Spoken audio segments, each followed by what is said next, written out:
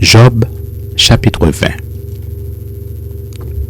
Tsophar de Naaman prit la parole et dit: Mes pensées me forcent à répondre, et mon agitation ne peut se contenir. J'ai entendu des reproches qui m'outragent. Le souffle de mon intelligence donnera la réplique. Ne sais-tu pas que, de tout temps, depuis que l'homme a été placé sur la terre, le triomphe des méchants a été court et la joie de l'impie momentanée?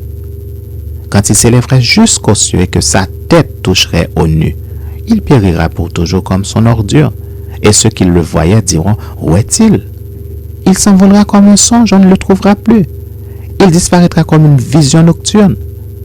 L'œil qui le regardait ne le regardera plus. Le lieu qu'il habitait ne l'apercevra plus. Ses fils seront assaillis par les pauvres, et ses mains restitueront ce qu'il a pris par la violence. La vigueur de la jeunesse qui remplissait ses membres aura sa couche avec lui dans la poussière. Le mal était doux à sa bouche, il le cachait sous sa langue, il le savourait sans l'abandonner, il le retenait au milieu de son palais. Mais sa nourriture se transformera dans ses entrailles, elle deviendra dans son corps un venin d'aspic. Il a englouti des richesses, il les vomira. Dieu les chassera de son ventre.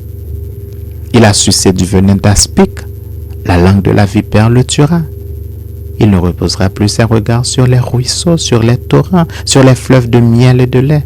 Il rendra ce qu'il a gagné et n'en profitera plus. Il restituera tout ce qu'il a pris et n'en jouira plus. Car il a opprimé, délaissé les pauvres.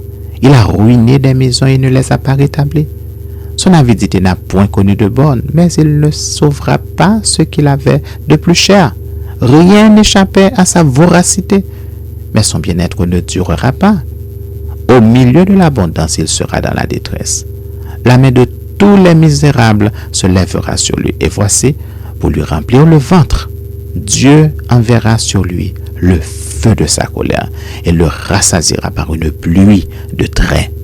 S'il échappe aux armes de fer, l'arc d'airain le transpercera.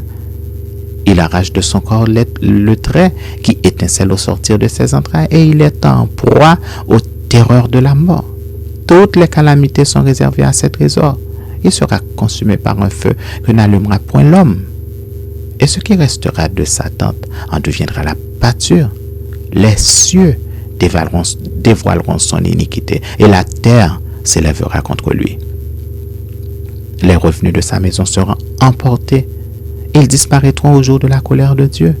Telle est la part que Dieu réserve aux méchants.